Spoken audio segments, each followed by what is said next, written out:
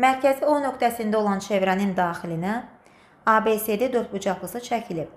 AB bərabər BC və bucaq ABC bölünsün, bucaq BCD bölünsün, bucaq CDA bərabər 3 bölək 5 bölək 6 olarsa, BT toxunanının dördbucaqlının CD tərəfini özündə saxlayan düz xətlə əmələ gətirdiyi bucağı tapın.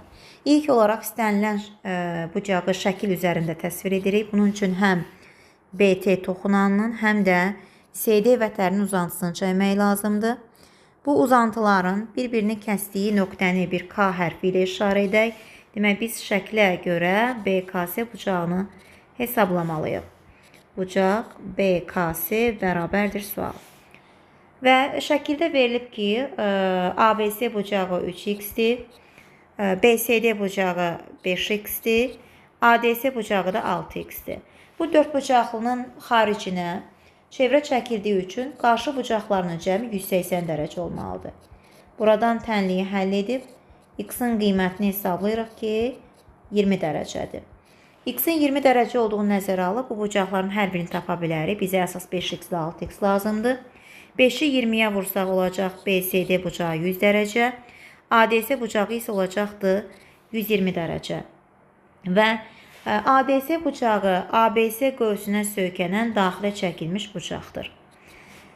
Məlumdur ki, daxilə çəkilmiş bucaq söykəndiyi qövsün yarısıdır. Deməli, ABC qövsünün dərəcə ölçüsü 120 vurulsun 2, yəni 240 dərəcədir. Əgər şərtə görə BC və AB vətərləri bir-birinə bərabərdirsə, onda onların çevrə üzərində ayırdığı qövslər, yəni BC qövsü ilə AB qövsünün hər biri 240-ın yarısı, yəni olmalıdır 120 dərəcə.